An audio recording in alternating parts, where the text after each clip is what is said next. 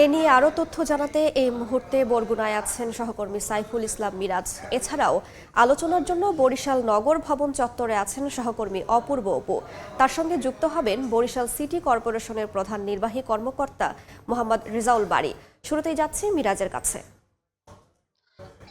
দেখুন, মশার উপদ্রবে কিন্তু বরগুনার বাসিন্দারা অতিষ্ঠ হয়ে পড়েছেন। দিনে মশা, সকালে বিকেলে সব সময় কিন্তু মশার উপদ্রবটা এখানে তীব্র আকার ধারণ করেছে এবং এ কারণে কিন্তু বাসিন্দারা ক্ষুব্ধ প্রতিক্রিয়াও ব্যক্ত করেছেন। তারা বলছেন যে গত 4 থেকে 5 মাস ধরে বরগুনায় মশক নিধনের সকল ধরনের কার্যক্রম বন্ধ রয়েছে। এ কারণে মশাও কিন্তু খুব জেঁকে বসেছে।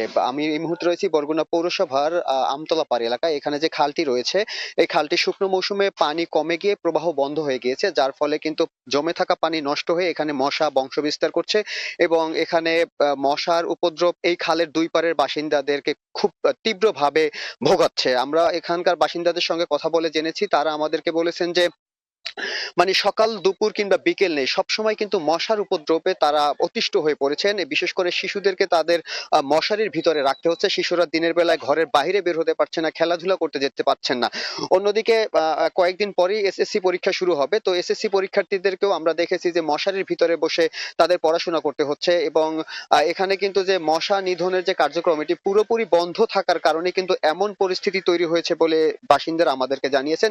তারা আমাদেরকে আরো বলেছেন যে বর্তমান সরকার পৌর পরিষদ বিলুপ্ত ঘোষণা করায় এখন যারা দায়িত্বে রয়েছেন তারা আসলে সেভাবে কাজ করছে না, তাদের জনগণের প্রতি সেরকম দায়বদ্ধতা নেই বলে এরকম একটি পরিস্থিতি তৈরি হয়েছে বলে আমাদেরকে জানানো হয়েছে। অন্যদিকে চলতি বছর কিন্তু বরগুনায় প্রায় 5 শতাধিক মানুষ ডেঙ্গুতে আক্রান্ত হয়েছেন, যা অতীতের যে কোনো বছরের তুলনায় বেশি এবং ডেঙ্গুতে আক্রান্ত হয়ে 17 জন মানুষ মারাও গিয়েছেন। তো এখন ডেঙ্গুর মৌসুম না হলেও কিন্তু বরগুনা সদর হাসপাতালে ডেঙ্গু রোগীতে আক্রান্ত রোগীরা চিকিৎসা নিচ্ছেন। তো এমন পরিস্থিতিতে কিন্তু বাসিন্দারা খুব ক্ষুব্ধ প্রতিক্রিয়া বিরাজ করছে।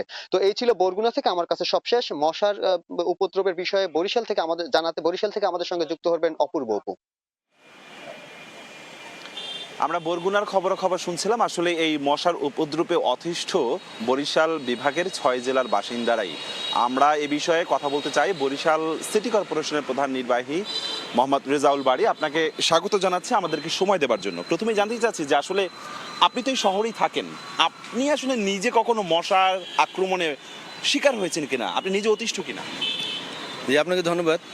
আসলে মশার আক্রমণ থেকে আমরা কেউ রক্ষা পাচ্ছি না আর কি এই মুহূর্তে। এখন যে অবস্থা, সিজন এমন একটা সিজন যে গরম এবং ঠান্ডা, মানে গরমের ভিতরে যে ময়লা আবর্জনার ভিতরে যখন পানিগুলো জমা হয়ে যায়, ড্রেনের ভিতরে যখন পানি জমার ফলে সেখানে যে নোংরা একটা পরিবেশ হয়, এই নোংরা পরিবেশ থেকে মূলত এই মশার উৎপত্তি বেশি। আমাদের যে শ্রমিক যারা আছে তারা সকাল 8টা থেকে 2টা পর্যন্ত প্রথমে প্রাথমিকভাবে স্প্রে মেশিন দিয়ে সারাক্ষণ আর কি স্প্রে করে দেয়। তারপর 2টা 2:30টার পরে থেকে সন্ধ্যা পর্যন্ত এরা সারাক্ষণ ফগার মেশিন দিয়ে বিভিন্ন জায়গায় ফগিং করে যে মশাগুলো মারার চেষ্টা করা হচ্ছে। আমরা প্রতিনিয়ত অর্থাৎ প্রতিদিন 4টে ওয়ার্ডে আর কি একসাথে আমরা সারাদিনে কাজগুলো শেষ করি। এখন আমাদের আগের যে ফগার মেশিন কম ছিল, তারপর স্প্রে মেশিন কম ছিল, এখন আমাদের এগুলো যথেষ্ট পরিমাণে আছে, যতগুলো আমরা নতুন করে কিনেছি। এখন এই সাইডে আমাদের কোনো সমস্যা নেই। হয়তো আমাদের শ্রমিক একটু বাড়াতে হবে, বাড়ানোর পর আমরা সর্বক্ষণ আমরা এগুলো চেষ্টা করছি যে ময়লা আবর্জনা যেন সবাই যেন পরিষ্কার রাখে। আমরা মাইকিং করছি যেন যার নিজের আঙ্গিনা অর্থাৎ নিজের বাড়ি ঘরগুলো যেন পরিষ্কার পরিচ্ছন্ন রাখে। সেই জন্য আমরা তাদেরকে মাইকিং করছি এবং নোটিশও দিচ্ছি যাদের বেশি ময়লা আবর্জনা বেশি আছে। সরকারি অফিস আদালত যারা আছে তাদেরকে আমরা অনুরোধ করছি তারা যেন তাদের অফিসের চত্বরটা যেন পরিষ্কার রাখে। অর্থাৎ যদি আমরা আমাদের নিজের পরিবেশ বাড়িঘরগুলো পরিষ্কার রাখতে পারি তাহলে আমাদের একটি বিষয় প্রধান নির্বাহী মহোদয়, বিষয়টা হচ্ছে যে আপনি যে ফিরিস্তিটা আসলে এটিতে আসলে শুনতে বেশ ভালোই লাগে যে অনেক কার্যক্রম করছেন, শুনতে যতটা ভালো লাগে কিন্তু বাস্তবে মানুষ তো ভয়াবহ অতিষ্ঠ। কেন মশাটা কমছে না কেন? আপনারা বলছেন নিয়মিত মশক নিধনের কার্যক্রম অব্যাহত আছে, তাহলে মশা কেন কমছে না? আসলে এই বিষয়ে আমাদের ওষুধ যেগুলো আছে, আমরা যে ওষুধটা ব্যবহার করি দুইটা, এটা সঠিক আছে কিনা, এটা মানসম্মত কিনা, এই জন্য আমরা একদিন 4টে ওয়ার্ডে 4 জন মেডিকেল অফিসার আমরা পাঠাই। তারপরে তারা নিজেরা পর্যবেক্ষণ করে তারপরে স্প্রে করার পরে ড্রেনের ভিতরে যে ময়লা পানি আছে এখানে স্প্রে করা হয়। স্প্রে করার পরে দেখা গেলো কিছুক্ষণ পরে নিচের থেকে রোগী মানে পোকামাকড়গুলো ভেসে উঠছে। তখন তারা যে রিপোর্টটা দিল, রিপোর্টটা বললো যে না, আমাদের যেখানে ওষুধ যেটা আছে, মেডিসিন যেটা সেখানে কোনো সমস্যা নেই, অর্থাৎ মেডিসিন যা আছে এটা ঠিক মতো আছে। এখন আমাদের মেইন সমস্যা হচ্ছে আমরা পরিষ্কার পরিচ্ছন্ন একটু ঘাটতি আছে। আমাদের যে ড্রেনগুলো আছে, আমরা নাগরিক আছে ড্রেনের ভিতরে ময়লাগুলো ফেলে দিই। ড্রেনেগুলো ময়লা ফেলাতে এই ড্রেনের যে পানিগুলো আটকে যায়, পানিগুলো নদীতে নামতে পারে না বা এটা পাস হয়ে যাবে, পাস হতে সমস্যা হয়। অনেকে যে আমরা আমাদের ডাক্তার পাঠালে আমরা তার যেগুলো বাড়ির আঙিনার মাঝখানে 2 বিল্ডিংয়ের ফাঁকা দিয়ে ওখানে আমাদের মেডিকেল অফিসার ঘুরছে দেখে তো উপর থেকে যত্র ময়লা টলা ফেলে হচ্ছে। এই যে জানালা দিয়ে ময়লা টলা ফেলা, যেখানে সেখানে ময়লাগুলো ফেলা, এই একটা বড় কারণ। আর আমরা সবাইকে বলে থাকি আপনাদের ময়লাগুলো আপনাদের নির্দিষ্ট জায়গায় রাখবেন, আপনাদের ডাস্টবিনে রাখবেন। তারপরে সন্ধ্যার পরে আমাদের লোকজন যাবে, যা ময়লাগুলো সবগুলো সংগ্রহ করবে। এবং আমাদের পরিচ্ছন্ন কর্মীরা সন্ধ্যার পর থেকে সকাল 7টা পর্যন্ত কাজ করে। একদম স্পষ্ট বার্তা যে আসলে যদি ময়লা আবর্জনা পরিষ্কার না হয় তাহলে এই মশাটা আরো বৃদ্ধি পাবে।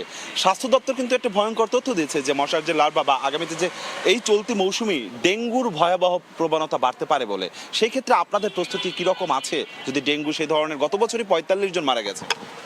জি, আসলে এটা ভয়ঙ্কর অবস্থা। আমরা সর্বোচ্চ চেষ্টা করি, আমাদের যে শ্রমিক আছে এখন, আমাদের আগে মেশিন কম ছিল, আমরা শ্রমিক আরও বাড়াতে হবে। আমরা এখন 46 কাজ করছি, হয়তো এটা দিয়ে আমরা প্রতিদিন 4টে ওয়ার্ডে কাজ করতে পারি, আমাদের কাজের পরিমাণটা আরও বাড়াতে পারি। অর্থাৎ আগে যা ছিল তার চেয়ে আমাদের শ্রমিক হয়তো দ্বিগুণও করা লাগতে পারে।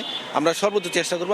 আমাদের মেশিনের অভাব নাই, তারপরে মেডিসিনের অভাব নাই, সব কিছু আছে। এখন শ্রমিক একটু বাড়ানোর পরে এই শ্রমিকগুলো আবার কাজ করবে। এখন আমরা যারা স্প্রে করে তারা এবার ফগিং মেশিনে কাজ করে, দুইটাই একই গ্রুপ। আমরা চেষ্টা করবো এরপরে যে 2টা গ্রুপ অর্থাৎ শ্রমিক বাড়ানোর জন্য এবং সারা শহরের ভিতরের জন্য ময়লা আবর্জনাগুলো পরিষ্কার থাকে, এটাও আমরা উদ্যোগ নিচ্ছি। একই সাথে আমাদের স্প্রে মেশিনগুলো আছে, এগুলো মেশিনগুলো আমরা আরও বেশি করে চালানোর চেষ্টা করবো। বর্ষা মৌসুম যেহেতু আসন্ন, মানে এই মৌসুমে কি আপনারা কি আর কোনো সুখবর দিবেন এই নগরবাসীর কাছে মশার উপদ্রব থেকে বাঁচতে? যদি এখন আমাদের যে সময়টা আছে সেটা হচ্ছে আমরা এখন আমাদের শ্রমিকরা একটু বাড়াবো। আমাদের মেশিনের অভাব নাই, তারপরে মেডিসিনের সমস্যা নেই। এখন আমরা শ্রমিক একটু যা আছে এটাতে আসলে হচ্ছে না। আমরা সপ্তাহে দিনে মাত্র 4টে ওয়ার্ড আমরা শেষ করতে পারি।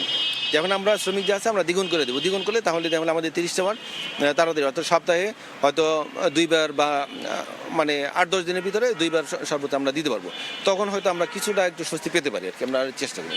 অনেক ধন্যবাদ আমাদের সাথে যুক্ত হয়ে কিছুটা স্বস্তি পেতে পারি বলে আশা প্রকাশ করছেন বরিশাল সিটি কর্পোরেশন প্রধান নির্বাহী কর্মকর্তা। আসলে কার্যত বরিশাল বিভাগের সব পৌর শহর তো বটেই, পাশাপাশি গ্রামেও এই মুহূর্তে মশার উপদ্রব অনেক বেশি। সেই জায়গা থেকে কিন্তু একটি বার্তা স্পষ্ট, পরিষ্কার পরিচ্ছন্নতার কোনো বিকল্প নেই।